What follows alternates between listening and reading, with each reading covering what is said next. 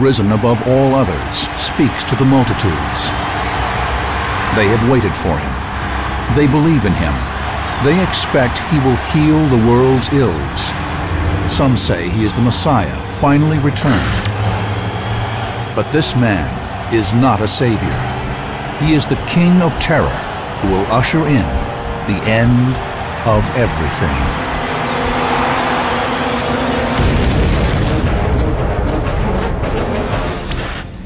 For thousands of years, prophets around the world have predicted the end of days. More than one suggests the apocalypse is fast approaching. We call this theoretical convergence between doomsday prophecies and today's events the Nostradamus Effect. How will the end begin? The Antichrist, the false Messiah, a child of Satan. The word Antichrist first appears in the New Testament. In this ancient text, there is a prophecy that states the Antichrist, the beast, will come to seduce mankind. Instead, believers say he will usher in the end of days, Armageddon.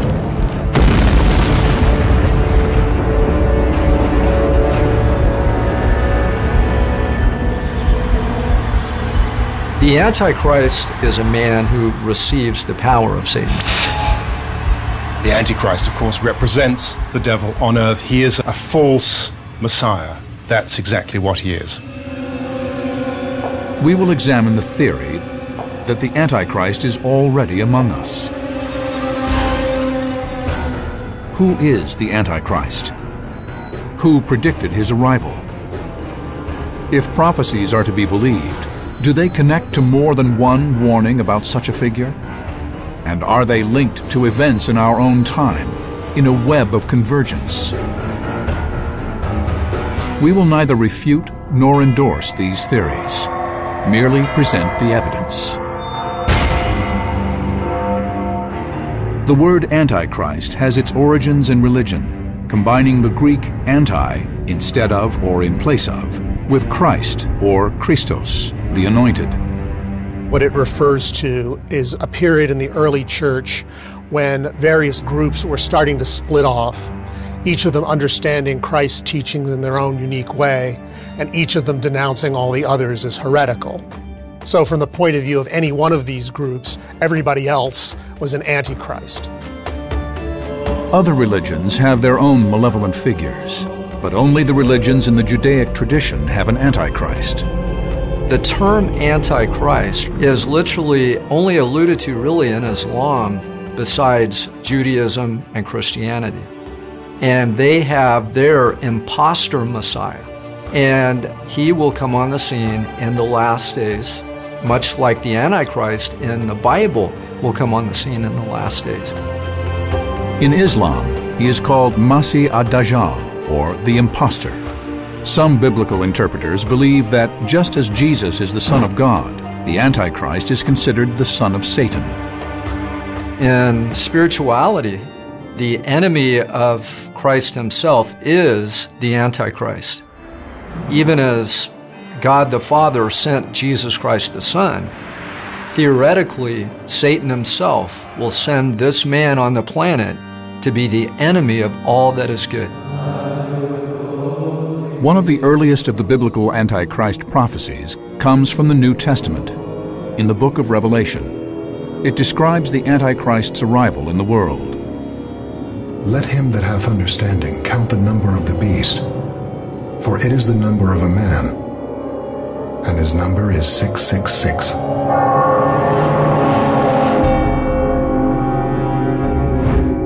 How is this ancient prophecy entwined with other later prophecies about the Antichrist? Prophecies that may be an example of the Nostradamus Effect. For some, the key may lie with Nostradamus himself.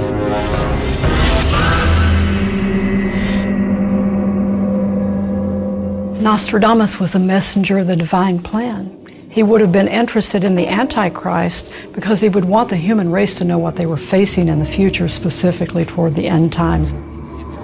Nostradamus began publishing all of his prophecies, including his visions of the Antichrist, in the mid-16th century. Nostradamus straddled this really obscure line between magic and science, between heresy and conformity. His prophecies consist of 10 books called centuries, each consisting of 4-lined poems called quatrains. It was within these writings that Nostradamus revealed his visions of the Antichrist. Nostradamus categorically believed that his gift of prophecy was a gift from God. It was his responsibility to alert the world to these things. Some suggest that the visions he experienced were horrible and confusing, a mix of unrecognizable technology and staggering violence.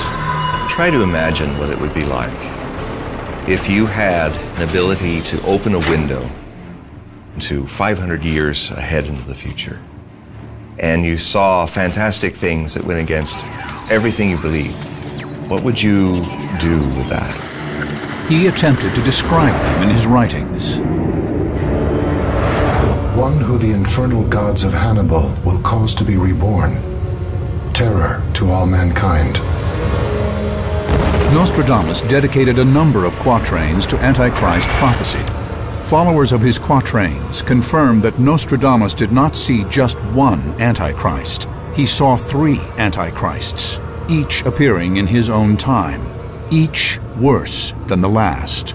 Nostradamus is unique in the history of prophecy. All other traditions, East and West, have one Antichrist, but he has 3.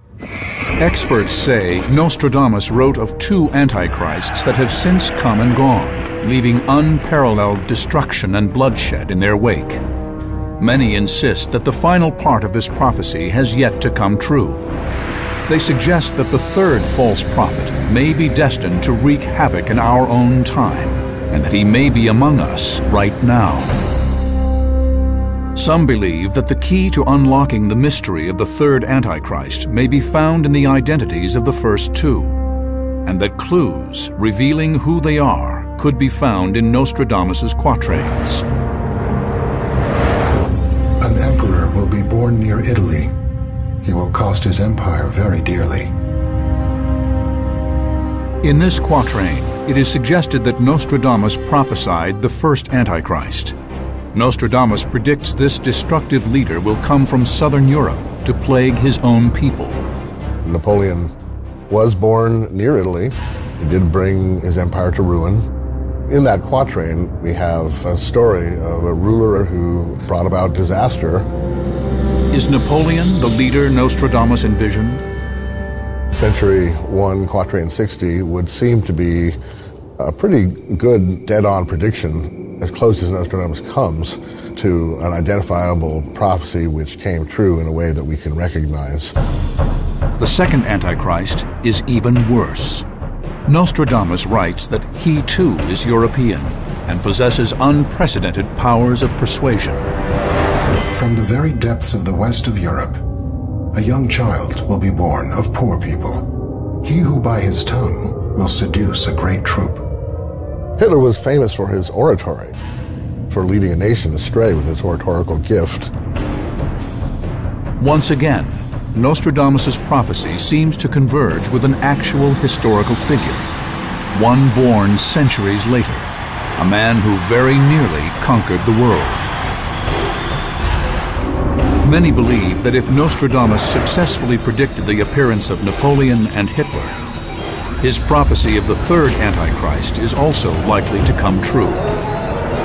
Is this exaggerated doctrine or credible evidence? What are the exact links between these 3 alleged false prophets? A closer examination of Nostradamus's Antichrist quatrains may allow us to reveal the truth.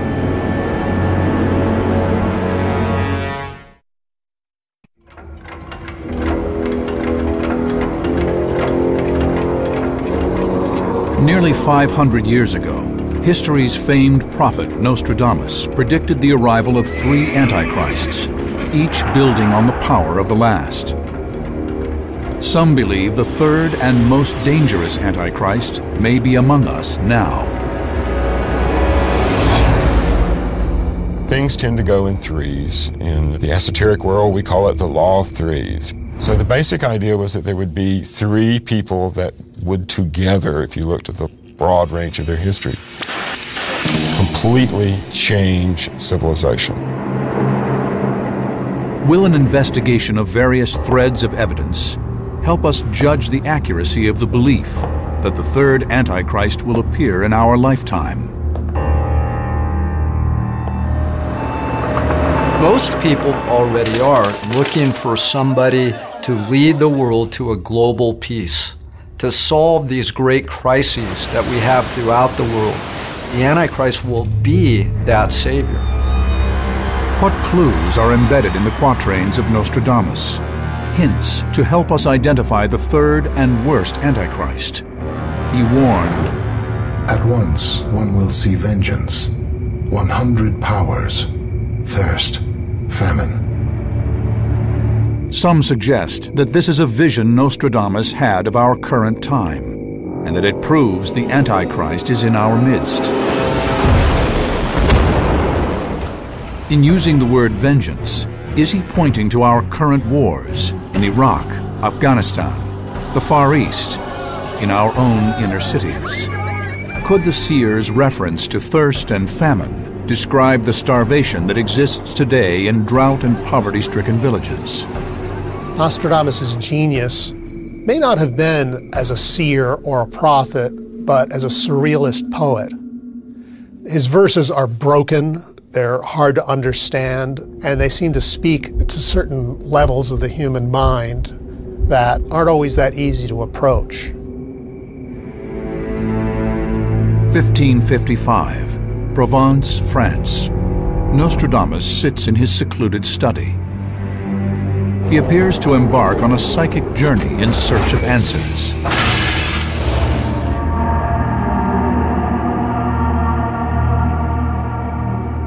He hears a voice at a certain point, and suddenly there's a shaking through his robes, and then a terror followed by a divine splendor, and then he hears the God speaking.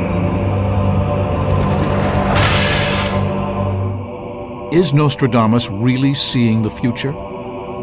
Evidence suggests Nostradamus identified the first Antichrist in one especially cryptic quatrain.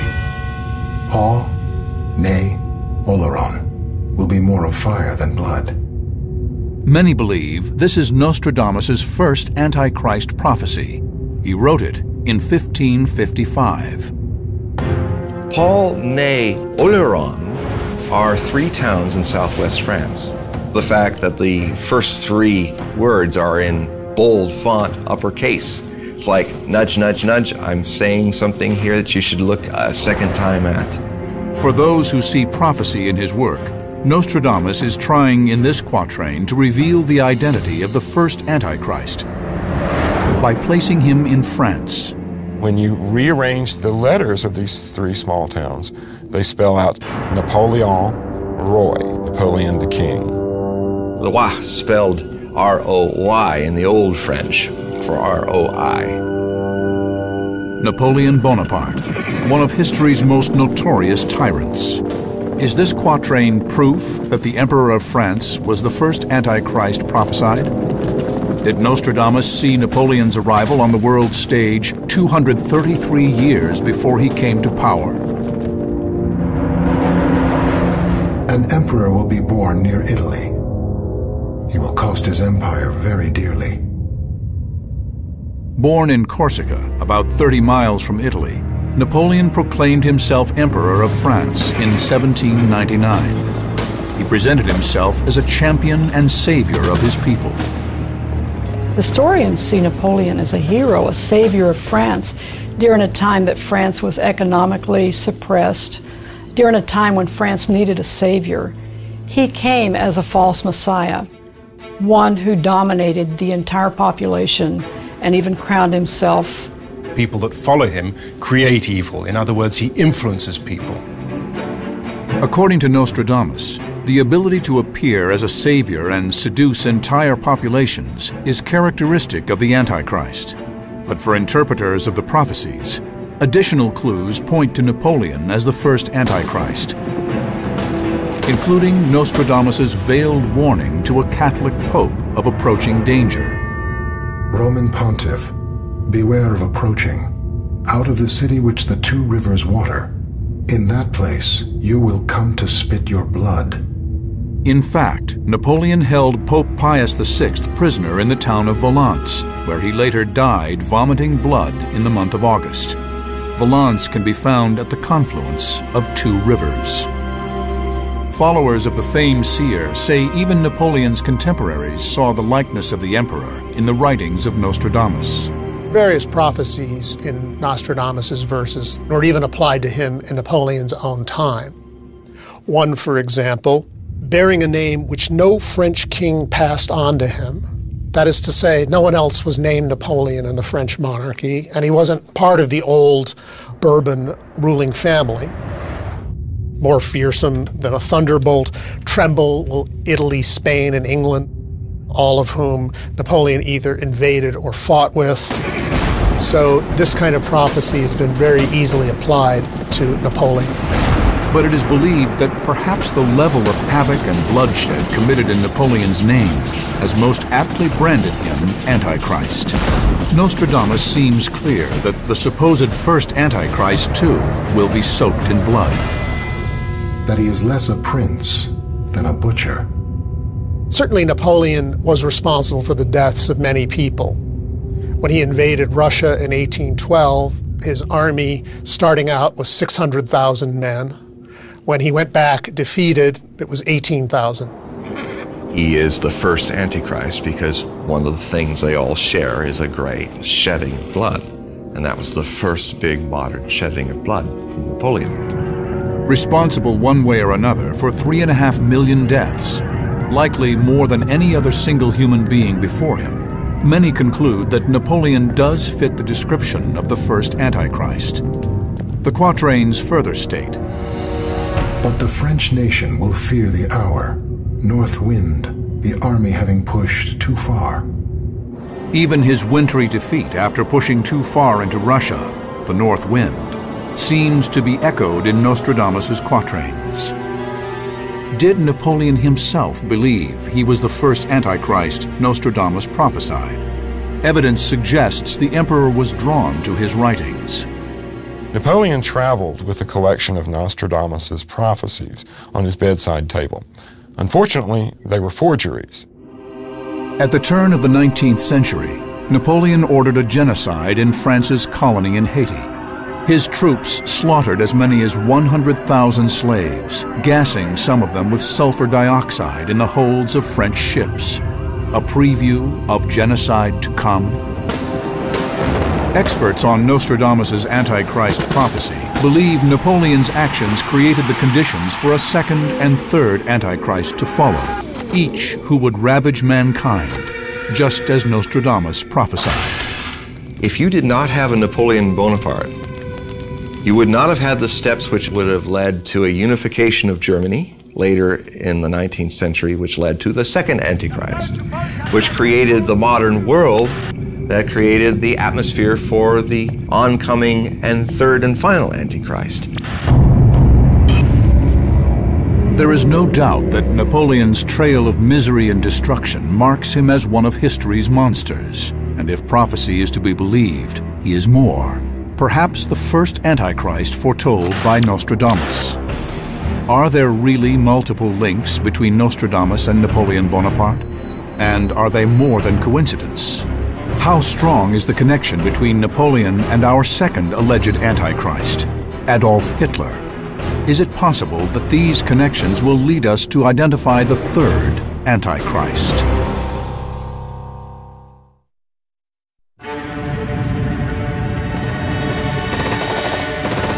If the Nostradamus effect is true, have the warnings in ancient texts and prophecies from Nostradamus himself converged to suggest that the end of days has actually begun?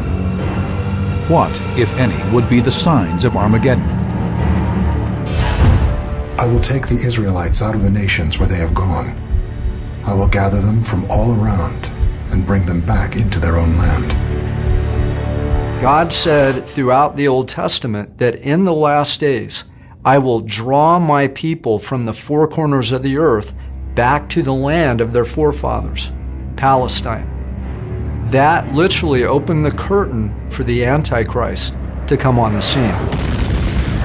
We are examining whether an Antichrist of biblical proportions has arrived to accelerate the chaos and destruction witnessed in the modern world. The quatrains of Nostradamus suggest that this Antichrist will be the last of three false messiahs. His arrival will be immediately preceded by a second evil, one who creates the conditions for the last of Nostradamus's Antichrists to destroy the world. For centuries, followers of Nostradamus have examined his quatrains for clues to the identity of the second Antichrist. From the very depths of the west of Europe, Nostradamus feared that the second Antichrist would be many times more brutal than the first. Nostradamus is telling us that something is coming upon the earth that we are not used to, that he has described, if you like, in the first two Antichrists. They weren't simply national monsters, they were supranational monsters. They had enormous worldwide influence. And I think that that's what he's implying here. His prophecies about the second Antichrist are among his most persistent and specific. Many agree they point directly at history's most notorious madman. He who by his tongue will seduce a great troop. Nostradamus first mentions the second Antichrist in this chilling quatrain, which dooms Europe to another round of terror and destruction. And there is just such a man, from the exact location prophesied by Nostradamus, Adolf Hitler. Liberty will not be regained. It will be occupied by a black, proud, villainous, and unjust man. When the matter of the pontiff is opened, the Republic of Venice will be vexed by Dister. Hitler often appears in interpretations of Nostradamus, largely because Nostradamus keeps referring to a figure called Hister, which is fairly close to Hitler, and it means the Danube. Here, Nostradamus's prophecy seems precisely on target. Hitler was born in Austria, and Austria's main river is the Danube. It didn't take people long in Hitler's time to start applying them to him. Moreover, Magda Goebbels, who was the wife of Hitler's propaganda minister, Joseph Goebbels, who was interested in the occult, came across these things and said, wow, this must be about Hitler. She wasn't alone. Others made this same connection. The typesetter in one of the early versions of the prophecies actually turned one of the Hister-Ister quatrains into Hitler by mistaking the letter and substituting the T. Hitler was known for his mesmerizing and charismatic speeches. In less than 10 years, he seduced Germany into waging war across the globe with virtually unquestioned impunity. Most disturbing, he convinced Germans to carry out a genocide that virtually wiped out European Jews and other victims. In all, more than 6 million people. Nostradamus writes, His fame will increase towards the realm of the East. The last line is quite interesting, which also points to it being about Hitler. Imperial Japan became so enamored with Adolf Hitler that it led to the Tripartite Act, the Axis Alliance, which united Mussolini's Rome with Hitler's Third Reich and Imperial Japan. Responsible for a death toll that reached into the tens of millions, Hitler is synonymous with evil more than any other single human being in history. But could he also be Nostradamus's second Antichrist? The way to understand why Hitler is the second Antichrist is, again, the steps that the first Antichrist initiates Napoleon by creating the modern world through the Napoleonic Wars that created the unification of Germany, the Second Reich, which led to the creation of the Third Reich of Adolf Hitler. That's the link between the first and the second. It is suggested that, like Napoleon before him, Hitler may have been aware of his own destiny as an Antichrist, as revealed in the quatrains of Nostradamus. Hitler was part of an esoteric and occult underworld before the First World War that was fascinated by Nostradamus and his prophecies. By 1939, Hitler was self-identifying with the idea of being the second Antichrist. Since this was such a large conflict, since this was another one of Nostradamus's very meaningful time periods, then this must be the second of his three Antichrists. They also believe Hitler perhaps saw Napoleon as his Antichrist predecessor. He revered Napoleon, and soon after the fall of France in 1940, visited the French dictator's tomb. And even more verses seem to link Hitler to Nostradamus' second Antichrist. He seems to hint at Hitler's downfall. Beast ferocious with hunger will cross the rivers. The greater part of the battlefield will be against Hister. If you were in the 16th century and you had to describe an automobile or a tank or a floating attack boat, you might call it a beast that roared with its thundering engines, that breathed like a dragon, that come across the great rivers. Beast ferocious with hunger. He's trying to look at fantastic technology that he's never seen before. Into a cage of iron will the Great One be drawn, when the child of Germany observes nothing. And the cage of iron, is this Hitler's bunker? The bunker that Hitler retreated to toward the end of this reign. If an emissary of future visions gave you a great trench dug in Berlin that had all this amazing iron rebar work for a huge bunker that was under construction, wouldn't it be said that you put that man underground into this great cage, which became the Führer bunker? It was in this bunker that Hitler, on the verge of losing the war he himself initiated, committed suicide. Some see Hitler's sociopathic lack of conscience as further proof that he is Nostradamus' second Antichrist. If Christ embodies pure compassion, Hitler is his exact opposite. I am haunted by a quote that Hitler gave very honestly about his ability to find the right way and make the right decision.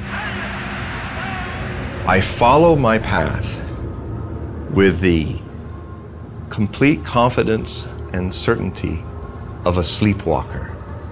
To be asleep is the ultimate unconsciousness, to literally be a somnambulist through life. Here's this very powerful, charismatic sleepwalker leading the whole world into an abyss. That, to me, is Antichrist.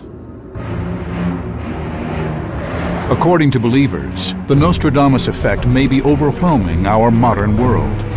But how can these theories be tested? If Napoleon was the first Antichrist and Hitler the second, who was the third? And is he among us? Evidence suggests that before this false prophet can unleash a terrible battle between the forces of good and evil, another critical step must first take place.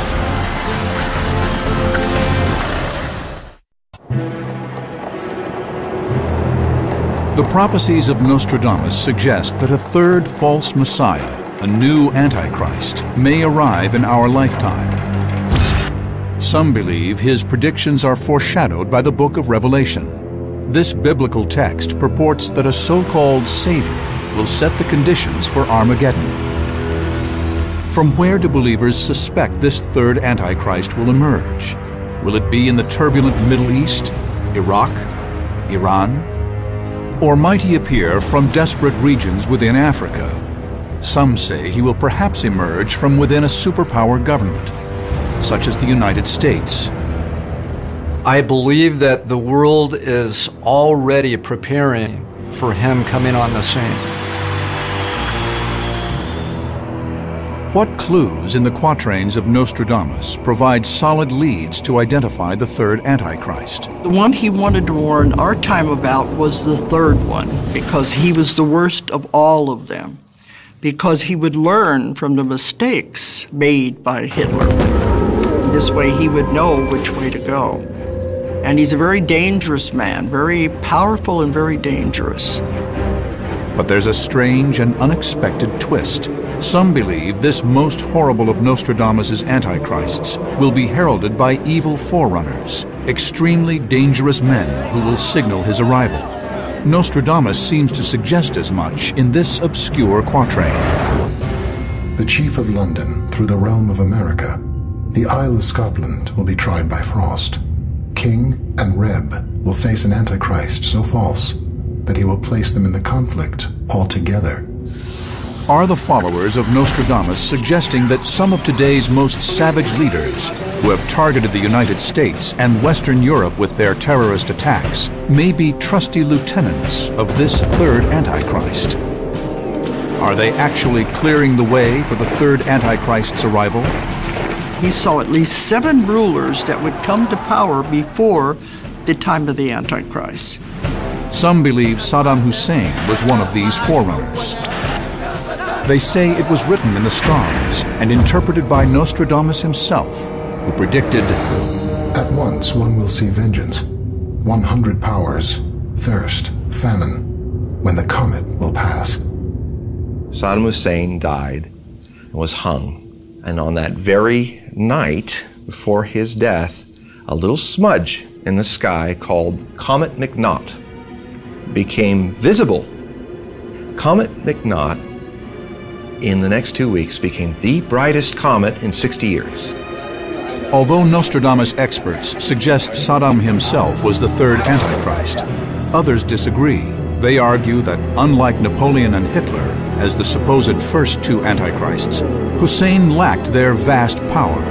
Before you can qualify really to be the third Antichrist, you've got to have a big army, you've got to have a big air force, you got to have a big navy, you got to have a lot of manpower, you got to have a lot of economic resources. Saddam had a little of that, but not a whole lot of it. So he didn't really qualify to be the big bad wolf of the future. He saw Saddam Hussein as not the Antichrist, but a forerunner. Many of these would set the stage. Others suggest yet another quatrain as possible proof that the theory of forerunners to the third Antichrist is valid. It seems to implicate Osama bin Laden, mastermind of the attacks on 9/11. In the year 1999 and 7 months, a great king of terror will come from the sky. We have the famous prophecy about the King of Terror descending from the skies in 1999, which could be a reverse code for 1999 becomes 9111 September month. Great King of Terror coming from the sky, hijacked planes. Other followers of end-of-day prophecy have echoed the belief that bin Laden is the third Antichrist. But is he really? At first I thought Osama bin Laden, he might qualify to be the third Antichrist, but it's a little bit too early to tell. Well, as time has gone on, I think we were jumping the gun to think that either Saddam or bin Laden was Nostradamus' third Antichrist. Further examination of yet another quatrain focuses the emphasis back on the third Antichrist described by Nostradamus. Long awaited, he will never return in Europe. He will appear in Asia. So Antichrist can pop up in any country, and we don't know if he's going to be from the Middle East. He might be from China.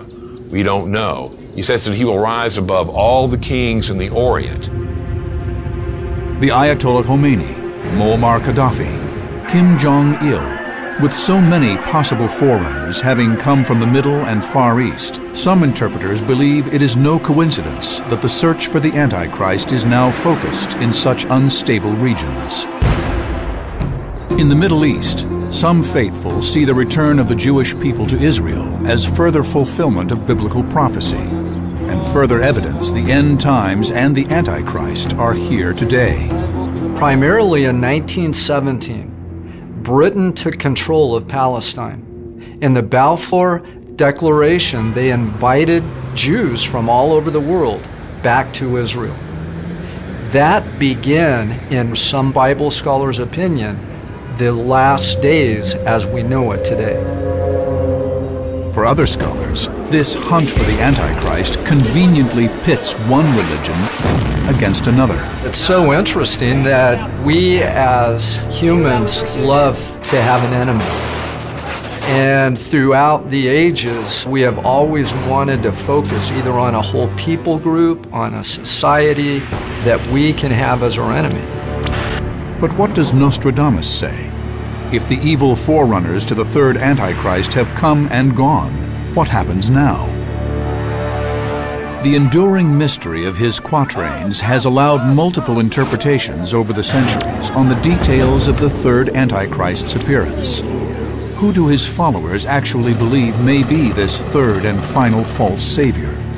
As I read through some of these time period predictions of Nostradamus, some of these shifts, is that he's presenting us with alternative future paths.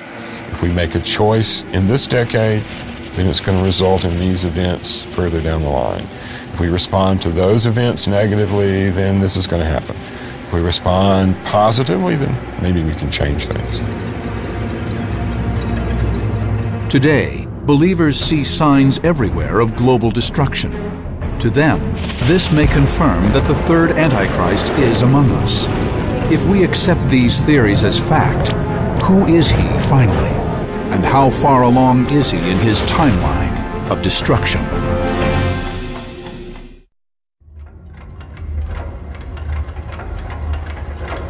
Is the clock ticking? Is doomsday fast approaching? There are those who believe the Nostradamus effect is occurring as ancient prophecies and today's cataclysmic events converge. Some say this course is irrevocable. If it were up to human will, if it were a human will choice, we could change this and not have to go through it. We don't have that choice. Biblical prophecy warns of an Antichrist who will destroy mankind. Nostradamus says we will suffer 3. If we accept the theory that Napoleon and Hitler were the first 2, what might the third and most cunning Antichrist hold in store for us? Could the Antichrist be a real person and not a construct of religion and symbolism? We are racing irreversibly toward the end of time and through the ultimate prophecies that condemn the earth. It is prophecy, and prophecy will be fulfilled to the letter.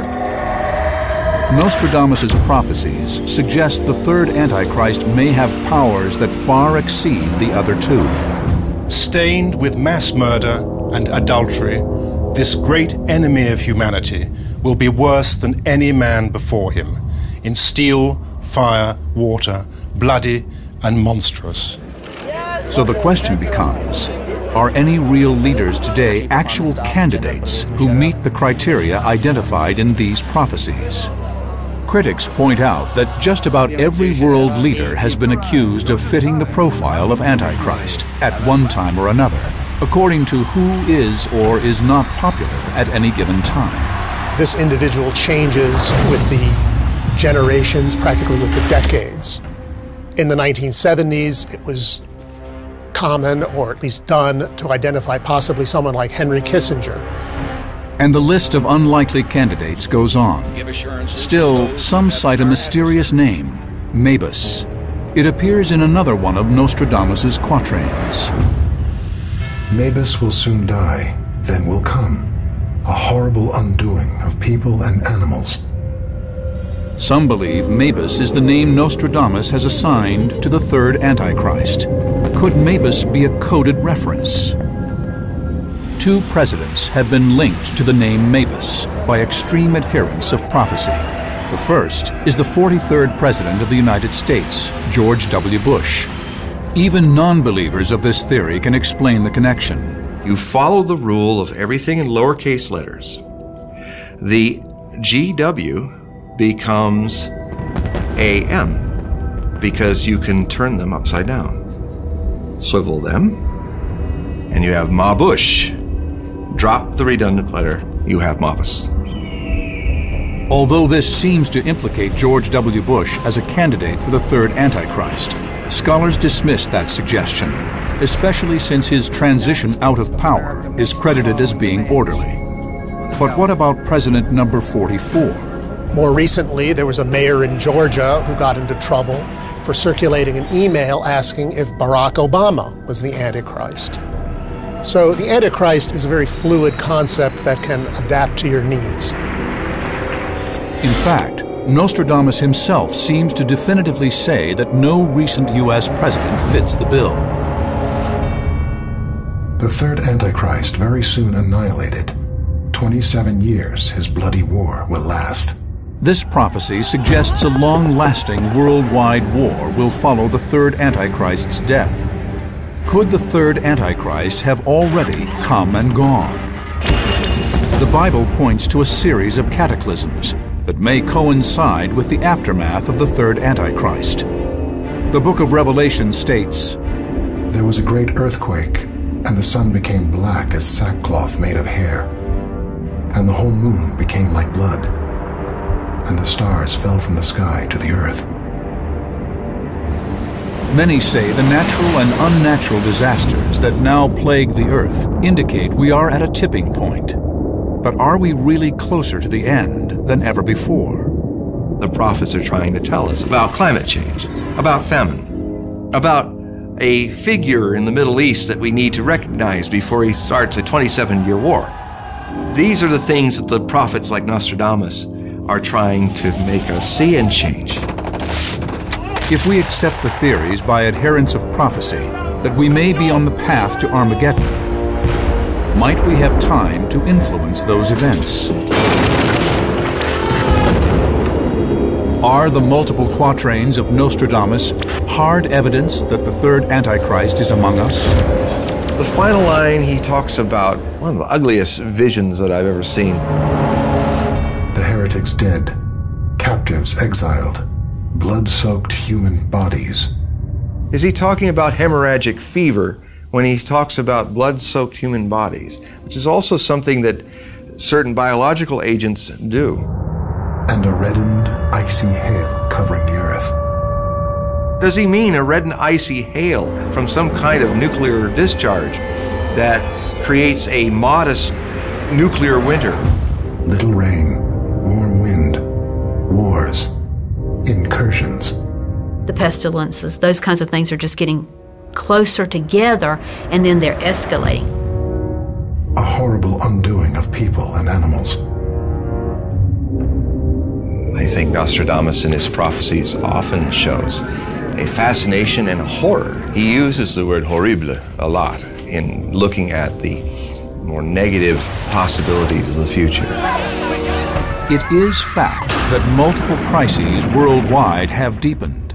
Nuclear weapons among rogue nations have increased tenfold. Economies around the world remain on the brink of collapse. The U.S. government prepares for another terrorist attack on American soil. More coincidence? For believers, these are not random events, but dire signs of the coming apocalypse. We're seeing the mass deterioration of our Earth and its environment. As that sea level starts to raise up and countries start to be flooded, that's when the mass panic is going to hit. It's going to come upon us so quick that people will be panicked. We're talking about complete universal destruction where nobody can help anybody. But others suggest the prophecies of Nostradamus have a decidedly different meaning and purpose. I think people need comfort. They want to know what's going to happen, especially at times of great unease, such as we're experiencing at the moment. And Nostradamus appears to offer some sort of certainty, in the sense that so many of his quatrains have been seen to be correct in retrospect. As the theory goes, the end fast approaches, the sands slip away, and the hands spin out of control. The third Antichrist wreaks havoc. Is this our future? Perhaps Nostradamus is warning us that people must pay attention and act. We've been here before. We're going through it now, we'll go through it in the future. But humanity will go on. But many interpreters say we won't, that it's only a question of when the third Antichrist will make his demonic entrance. If we accept the premise that the Bible and Nostradamus are warning us, what messages remain for us to decode?